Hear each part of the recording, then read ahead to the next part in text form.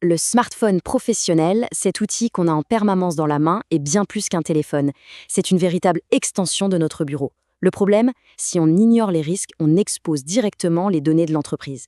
Alors analysons ensemble pourquoi c'est si risqué et surtout comment on peut s'en protéger efficacement. Voici notre feuille de route.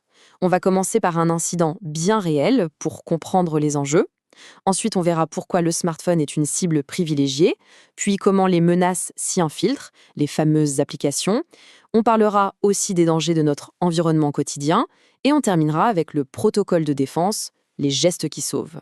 Pour bien saisir l'ampleur du problème, rien de tel qu'un cas concret. Une histoire qui commence par un geste anodin, que des millions de personnes font chaque jour sans même y penser. Un simple clic. Suivons ensemble la chronologie des faits. Tout commence 3 semaines avant l'alerte. Un collaborateur installe une application qui semble utile, une lampe torche.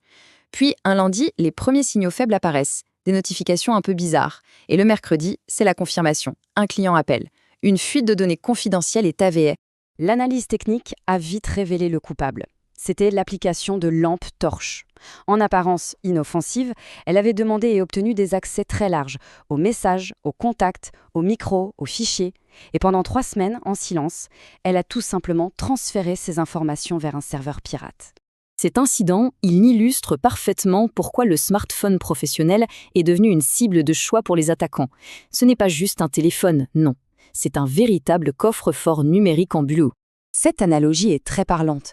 Elle met le doigt sur la vulnérabilité unique de cet outil. Un ordinateur de bureau, lui, il est protégé par les défenses du réseau de l'entreprise. Le smartphone, par sa nature même, est constamment exposé à des environnements qu'on ne contrôle pas. Alors qu'est-ce qu'il y a concrètement dans ce bureau de poche ? Eh bien, à peu près tout. Les emails professionnels, bien sûr, l'intégralité du carnet d'adresses clients et fournisseurs, des conversations stratégiques par messagerie, des documents partagés, des mots de passe enregistrés et même des photos de documents sensibles ou de tableaux blancs pris en réunion. Mais la vraie faille, le point crucial, il est psychologique. Parce que le téléphone est un objet familier, presque intime, notre vigilance baisse.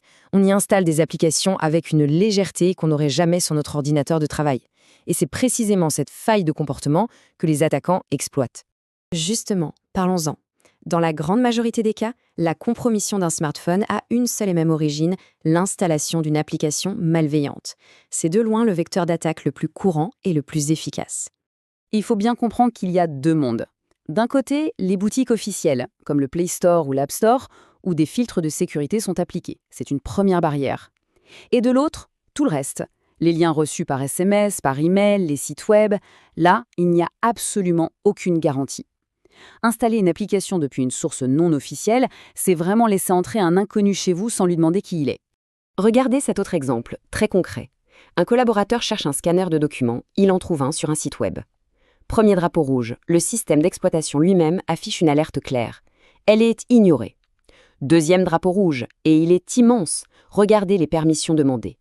Contact, SMS, micro, localisation, pour un simple scanner de documents, c'est totalement disproportionné. Alors, qu'est-ce que c'est exactement une permission ? C'est tout simple, c'est une autorisation d'accès que vous donnez. Chaque fois que vous cliquez sur « Oui », vous ouvrez une porte qui mène à vos données. Les pirates ne forcent pas la porte, ils exploitent celle que l'utilisateur leur a grande ouverte.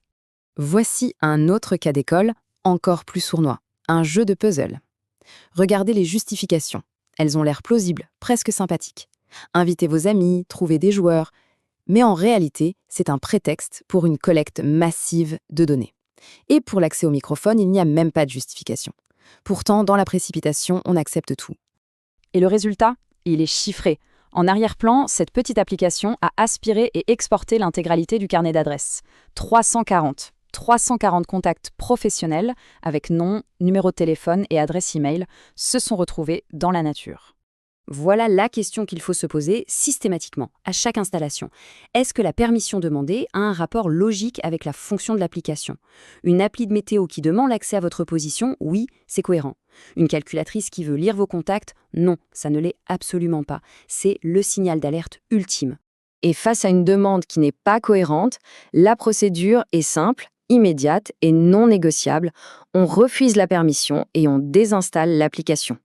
Tout de suite. Il faut avoir aucun doute là-dessus. Jusqu'ici, on a beaucoup parlé des applications. Mais la menace ne vient pas seulement de ce qu'on installe. Elle vient aussi de l'environnement dans lequel on utilise notre smartphone. Les connexions qu'on établit chaque jour sont, elles aussi, des points de vulnérabilité. Passons en revue les principaux points de risque. D'abord, bien sûr, les réseaux Wi-Fi publics, ceux des gares, des aéroports, des cafés.